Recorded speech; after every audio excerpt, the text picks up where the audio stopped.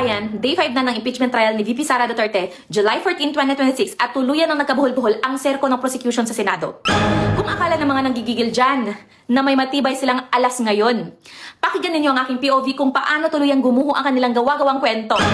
At heto ang unang resibo. Ang mismong star witness ng NBI na si Atty. Jeremy Lutok napilitang umamin sa cross-examination ng urutin siya ng depensa kung may personal na kaalaman ba siya na kumuha o nagbayad talaga si VP Sara ng assassin o hitman.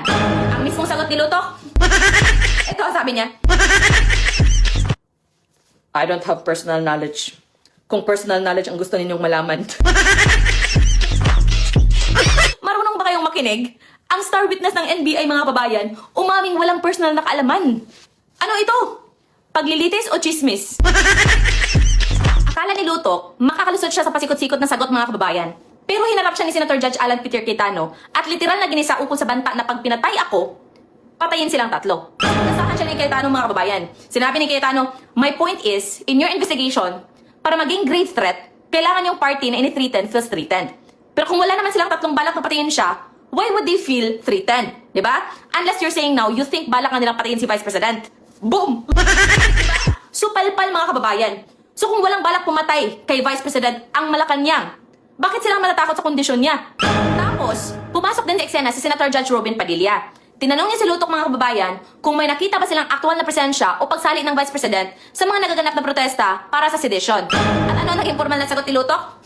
Sabi niya, in so far as I'm concerned, wala akong nakita, sir. Klaro testigo nyo na ang nagsabing wala raw siyang nakita, mga babayan. Pero kung akala ninyo doon lang nagtapos ang komedya, mga babayan, heto ang isa pa sa naging pahayag ng private prosecutor na si Atty. Lorna Capunan. Noong una, pinipilit niyang narinig niya ang interview ni VP Sara.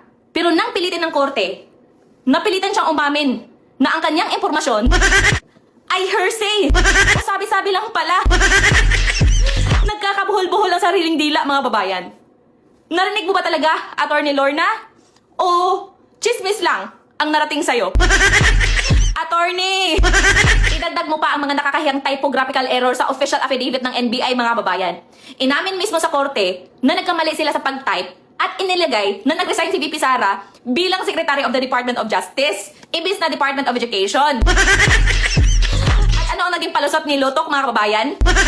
Sabi niya, Your Honor, the existence of these typographical errors does not alter the fact ng NBI mayroong findings. Grabe mga babayan, ang kapal.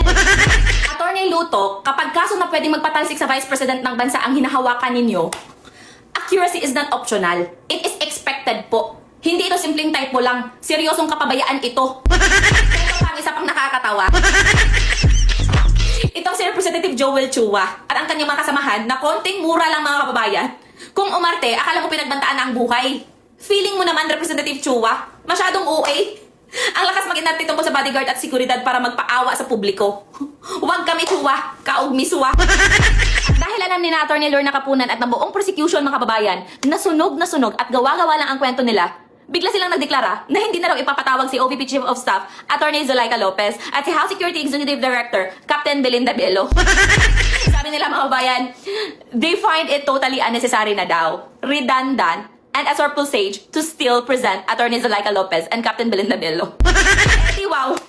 Isang seryosong kaso ng impeachment mga kababayan, ang pag-uulit ng testigo ay paraan para patatagin ang ebidensya. Ang totoong dahilan kung bakit nila iniurong si Atty. Zuleika ay hindi dahil sa redundant ito, kundi dahil alam nilang mas makakasira at mas makakapinsala sa kaso nila kapag isinalang ang mga yan. Ang tawag dyan ay atras taktika. Dahil bahat ang buntot nilang mabuking sa korte mga kababayan. Kaya naman, bago tayo magtapos, ilatag natin ang opisyal na scoreboard para sa araw na ito. Sino nga ba ang nakapuntos at lantarang nanalong pumatak ang gabi sa trial na ito? Walang iba. Waibot anay. Sa akin walang iba kundi ang defense panel ng Vice President mga kababayan. Durog na naman ang prosecution ngayon. Bakit ko sinabing panalo ang defense? Simple lang. Dahil sa matalas nilang diskarte mga kababayan, napilitan nilang i-admit ng star witness ng kabilang panig na ang buong kaso laban kay Vice President Sara ay nakasandig lang sa hula. Walang matigas na ebidensya. Nabuking pa na ang mga affidavit ng prosecution mga kababayan ay puno ng sablay at minadali. Diba? Kapag ang sariling testigo mga kababayan at abogado ng kalaban ang kusang nagbabaon sa sarili nilang kaso habang nakatayo sa korte, automatic na yan mga kababayan na ang puntos ay diretsong napunta sa depensa ni Vice President Sara. Mga kababayan, habang pinapanood natin ang serkong ito na punong-puno ng pasikot-sikot na testigo tulad ni Atty. Jeremy Loto, mga taong OA na nagpapaawa tulad ni Chua, at mga urong-sulong na persecution na sa pamumuno ni Atty. Lorna Capunan na takot ilabas ang sarili ng testigo. Napakalinaw ng paalala ng salita ng Diyos mga kababayan sa Proverbs chapter 12 verse 19. Ano ang sabi doon? It states there, "The lip of truth shall be established forever." Ang tapat na labi ay maitatatag magpakailanman. But lying tongue is but for a moment. Ngunit ang madayang dila ay sa isang sandali lamang. So, maaari silang mag-ingay mga kababayan. Maaari silang umarte na parang mga biktima. At maaari silang magtago ng mga testigo. Ngunit ang mga kasinungalingan ay walang sapat na paa upang makatayo sa harap ng tunay na katarungan.